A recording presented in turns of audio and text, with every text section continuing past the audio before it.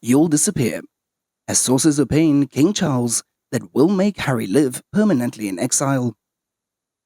According to the Daily Beat, Prince Harry faces a lifetime of everlasting exile as King Charles plots to observe the royal household's playbook as they navigate the disaster sparked by King Edward VIII, who abdicated in 1936 and needed to reside the remainder of his life outdoors of the UK. As a friend of the King's told the Daily Beat that the royals had handled the abdication crisis by exiling Edward, which meant that he and Wallace had ultimately came to see the unimportant, misguided, disloyal, and even treacherous individuals to almost the entirety of the British people, as it was a masterful operation in the service of which the Queen Mother, in particular, had worked tirelessly. At the same thing that is already happening with Harry and Meghan, and will only gather pace over the next few years under the rule of King Charles. And of course, a wayward second son is far less of an existential threat to the fabric of the monarchy than a wayward king. One other supply, a former Buckingham Palace worker, had informed that King Charles' assertion, wherein he inspired his son and Meghan to proceed to construct their lives overseas. And it was not a hidden message to them to not disrupt his rule by making frequent journeys to the UK. As Harry and Meghan will get an invite to the coronation, however, they will likely be seated firmly within the low-cost seats with Beatrice and Eugenie, as they have been on the funeral, as it will likely be. Having stepped down as the working members of the firm, the Duke was not permitted to wear the military uniform at the state funeral of the Queen, or at most other events during the official period of national mourning.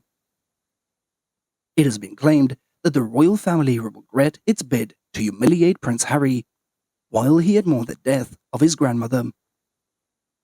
It is possible whether the truce was formed during the mourning period, and it may come to end following the couple's return to the US. Speaking following the Queen's funeral outside of Westminster Abbey, Gayle had said that there have been efforts on both sides to sort of make this right, as she then admitted that there hasn't been any reapproachments as she had shared, as the big families always go through drama and always go through turmoil, as it remains to be seen as they are going to be drawn closer together or are they going to be drawn apart. As Harry and Meghan are back in the States now, and insiders say William is still awaiting an apology that he never received during the couple's latest journey to the UK. So the divide between the next generation of royals is deeper than ever. While there was initially some lingering optimism that Harry and Meghan would continue to serve as ambassadors after moving to America, the intervening years all disseminated those hopes. As Penguin Random House will be publishing a 4-part series by Prince Harry, as the Duke of Sussex had stepped down as a senior member of the royal family alongside his wife, Meghan Markle. As the book set to be released next year is said to be hanging over his family like the sword of Damocles, a royal excerpt has claimed.